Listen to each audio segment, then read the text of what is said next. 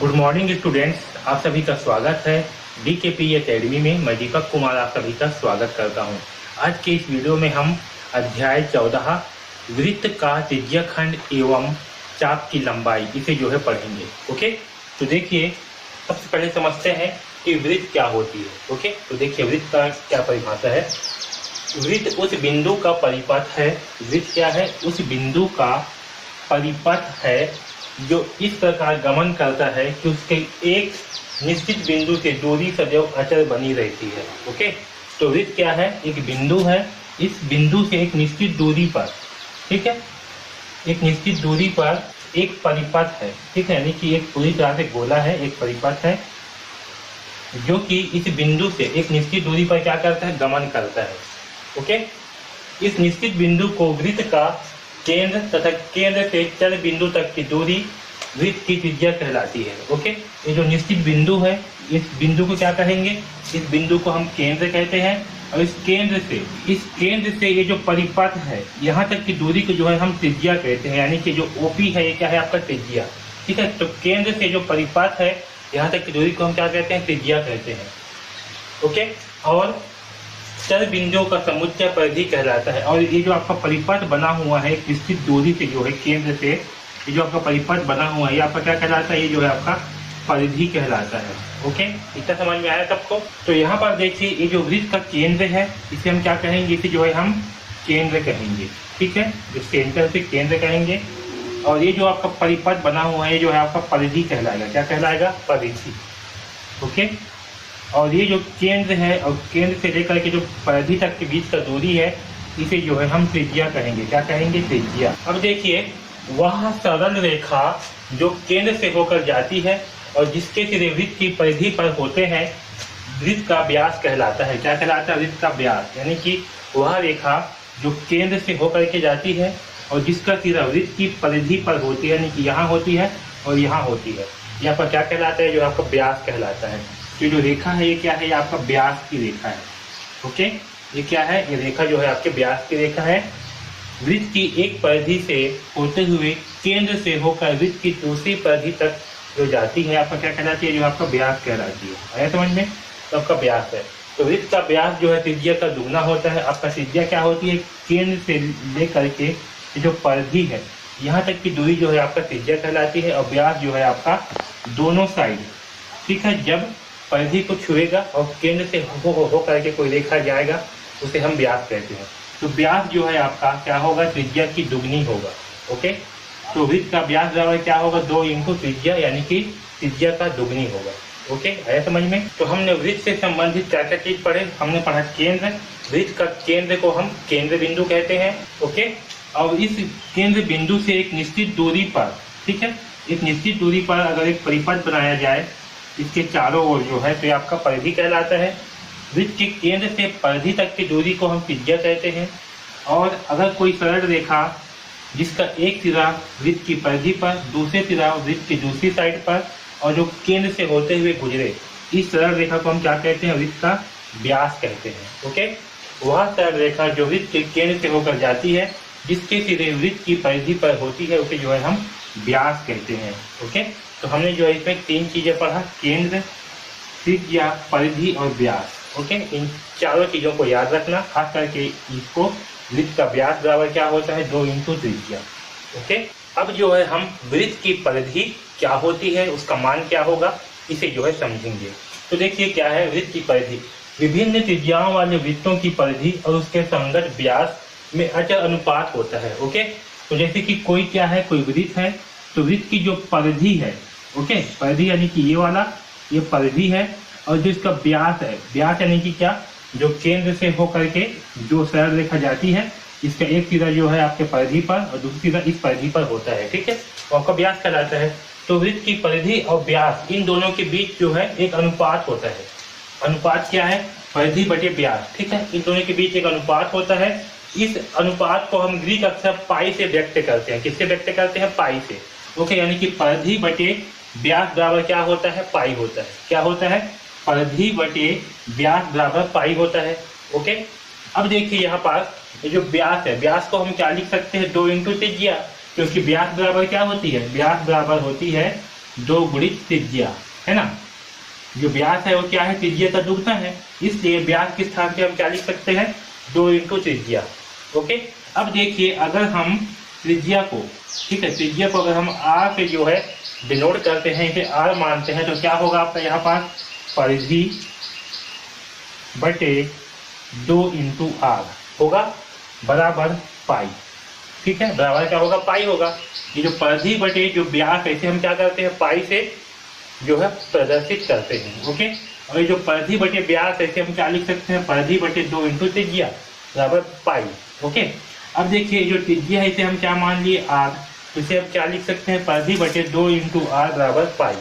Okay, अब देखिए यहाँ से जो है परिधि बराबर क्या होगा, तो यहाँ से परिधि बराबर होगा, अगर हम इस 2 इंटू आर को इसका पक्षांतर कर देंगे तो क्या होगा, 2 इंटू आर जो है सामने में आ जाएगा, फिर होगा 2 इंटू आर गुणित पाई। ओके, यानी कि ये होगा 2r पाई। ठीक है, और ये 2r पाई क्या होगा, ये जो है आपके परिधि का मान होगा, क्या होगा, परिधि का मान, परिधि बराबर क्या होगा, 2r पाई। ओके, तो हमारा फाइनल जो है परिधि बराबर क्या आएगा, 2r पाई, या इसे आप 2 पाई आर भी बोल सकते हो। ओके, तो परिधि का मान होगा 2r पाई। ओके, और एक चीज और याद रखो, जो पाई होता है, ठीक है, इस पाई का मान क्या होता है, इस पाई का मान जो है लगभग 22/7 होता है। कितना होता है, 22/7। ओके, तो देखिए ये जो है हमारे परिधि का फार्मूला हुआ। तो इस फार्मूले को भी आपको याद रखना है। ये फार्मूला कहाँ से आया है, यहाँ से आया है, परिधि बटे व्यास बराबर क्या होता है, पाई। ओके, और यहाँ से जो है परिधि का फार्मूला आया है, परिधि बराबर 2r पाई, या इसे हम 2 पाई आर भी बोल सकते हैं। ओके, तो ये जो है परिधि का फार्मूला है, इसे याद रखना। ओके, अब जो है वृत्त का त्रिज्या खंड और वृत्त का चाप क्या होती है, इसे जो है समझते हैं। ओके, तो देखिए यहाँ पास वृत्त का त्रिज्या खंड। ओके, तो वृत्त का त्रिज्या खंड क्या होती है, देखिए किसी वृत्त का त्रिज्या खंड वह क्षेत्र है जो त्रिज्याओं तथा दोनों के अंतरस्थ चाप द्वारा सीमाबद्ध होता है। ओके, ऐसे समझ में क्या बोल रहे हैं, देखिए किसी वृत्त का त्रिज्या खंड वह क्षेत्र होता है जो त्रिज्याओं, किसके द्वारा, त्रिज्याओं के द्वारा, जो त्रिज्याओं तथा अंतस्थ चाप द्वारा, ये आपका जो ये वाला एरिया है, ठीक है, ये O से लेकर के ये A के बीच ये क्या है, आपका त्रिज्या है। ठीक है, वैसे ही O से लेकर के ये B है, ये क्या है, आपका एक त्रिज्या है। ठीक है, तो वृत्त का वह भाग जो त्रिज्याओं के द्वारा और चाप के द्वारा जो भाग बटे रहता है, ठीक है, उसे हम क्या कहते हैं, उसे जो है हम चाप कहते हैं। और यहाँ देखिए जो आपका ए बी है, ये वाला पार्ट, ओके, ये वाला पार्ट जो आपका ए बी है, ये क्या है आपका, ये जो है आपका चाप है। तो अंतःखंड, तो त्रिज्या खंड क्या होती है, वह वृत्त का वह भाग जो त्रिज्याओं के द्वारा और चाप के द्वारा सीमाबद्ध होता है। ठीक है, यहाँ पास आपका एक वृत्त, एक त्रिज्या क्या है, ओ ए, एक त्रिज्या है ओ बी, और ये जो आपका ए बी है, ये वाला, ये क्या है, आपका चाप है। ओके, तो इसके अंदर ये जो भाग है आपका, ये आपका क्या कहलाएगा, ये जो है आपका त्रिज्या खंड कहलाएगा। है समझ में। इसी प्रकार से ये आपका एक क्या है, त्रिज्या है ओ ए, ओ बी क्या है, एक जो है दूसरी त्रिज्या है। ठीक है, और आपके जो ए बी वाला भाग है, ए सी बी, ये वाला जो भाग है, इतना बड़ा भाग, ये भी क्या है, एक चाप है। तो इसके द्वारा ये जो भाग जो है आपका, ये जो भाग जो है आपका सीमाबद्ध है, ये वाला भाग, ये भी आपका क्या कहलाएगा, ये आपका चाप कहलाएगा। है समझ में। तो इसमें जो है 2 चाप हैं, एक चाप तो आपका ए ओ बी, ये वाला भाग है, और दूसरा चाप जो है आपका ओ ए सी बी, ये वाला जो हिस्सा है, ये बड़ा वाला, ये भी क्या है, आपका एक चाप है। है समझ में। तो ये जो है आपका क्या है, त्रिज्या खंड है।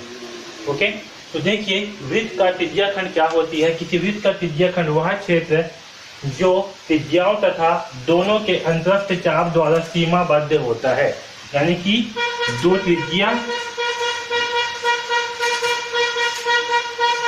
यानी कि किसी वृत्त का त्रिज्या खंड दो त्रिज्याओं द्वारा, किसी वृत्त का अंतःखंड त्रिज्याओं तथा दोनों अंतरस्थ चाप द्वारा, यानी कि जो अंदर की जो चाप है और जो त्रिज्या है, इसके द्वारा जो स्थान है जो सीमा घेरा गया है आपका क्या कहलाएगा, जो आपका त्रिज्या खंड कहलाएगा। आया समझ में। यहाँ देखिए चित्र अनुसार एक वृत्त है, ये जो एक वृत्त है जिसका केंद्र O है, इसका केंद्र क्या है आपका O है तथा त्रिज्या R है। इस वृत्त की परिधि पर 3 बिंदु हैं A, B और C। A और B को वृत्त का केंद्र O से मिलाने पर क्या किए, A और B को जो है वृत्त के केंद्र O से मिला दिए। तो मिलाने पर वृत्त 2 क्षेत्रों OAB और OBCA में विभक्त हो जाता है। इन क्षेत्रों को त्रिज्या खंड कहते हैं। तो इसमें जो है आपका ये वाला क्षेत्र और ये क्षेत्र क्या है आपका त्रिज्या खंड है। ओके, अब समझते हैं चाप। तो देखिए दोनों त्रिज्या खंडों की परिसीमाएं वृत्त का एक चाप होती है। यानी कि जो त्रिज्या खंड है उसकी जो परिसीमा है, जो बाहर की जो सीमा है, ये वाला ये जो है चाप कहलाती है समझ में। ये क्या है आपका चाप, ठीक है। वैसी ये वाला पार्ट भी क्या है आपका चाप है। तो यह त्रिज्या खंड OAB, ठीक है, एक त्रिज्या खंड है क्या आपका OAB। ये क्या है आपका एक त्रिज्या खंड है। तो इस त्रिज्या खंड में जो आपका ये जो AB है, ठीक है, ये जो आपका AB है, इन दो त्रिज्याओं के मध्य ये जो आपका ये परिधि वाला पार्ट है AB, ये जो है आपका चाप कहलाता है। ओके, इसी प्रकार से त्रिज्या खंड OBCA, ये जो आपका OBCA है, ये वाला पार्ट, इसका परिसीमा चाप B है। यानी कि B से लेकर के जो A तक की जो दूरी है, इतना दूरी, ये जो है आपका चाप कहलाता है समझ में। तो ये पूरा हिस्सा अंदर का ये आपका त्रिज्या खंड है और ये जो परिसीमा है बाहर का, ये जो A से लेकर के B तक का, ये आपका चाप है। इसी प्रकार से ये अंदर का पूरा हिस्सा आपका चाप खंड है और जो B से लेकर के A तक की जो दूरी है, इसे जो है हम चाप कहेंगे। ओके, आया समझ में इतना जो है। तो इसे जो है चाहो तो आप इसे उतार भी सकते हो, ये आपका परिभाषा है और बहुत इंपॉर्टेंट है। ओके, अगर आपको वीडियो अच्छे लग रहे हैं तो प्लीज़ लाइक ज़रूर कर दीजिएगा और इस चैनल को सब्सक्राइब कर लीजिए, क्योंकि इस चैनल में आपको जो है कक्षा 9वीं के गणित विषय के सारे अध्याय के वीडियोस जो है मिलने वाले हैं। ओके, तो चैनल को सब्सक्राइब जरूर कर लीजिए और बेल आइकॉन को दबा दीजिए, जिससे कि आपको जैसे ही वीडियो अपलोड हो तो आपको जो है नोटिफिकेशन मिल जाए और आपको एक भी वीडियो जो है मिस मत हो। ओके, अगर आपको कुछ भी डाउट है तो आप जो है हमें कमेंट बॉक्स में कमेंट्स करके बिल्कुल पूछ सकते हो। ओके, अगर आप जो है कक्षा 9वीं के गणित विषय का कंप्लीट कोर्स चाहते हो बहुत ही कम दाम पर, जिसमें आपको प्रश्नावली के सारे प्रश्नों के हल मिलेंगे, सारे कॉन्सेप्ट मिलेंगे और साथ ही में आपको जितना भी प्रश्न पूछना है, जितना भी डाउट पूछना है, आप हमें पूछ सकते हो। इस कोर्स का लिंक जो है आपको डिस्क्रिप्शन में दिया हुआ है, वहाँ से जा करके जो है आप इस कोर्स को परचेज कर सकते हो। ओके, तो DKP एकेडमी से जुड़ने के लिए धन्यवाद।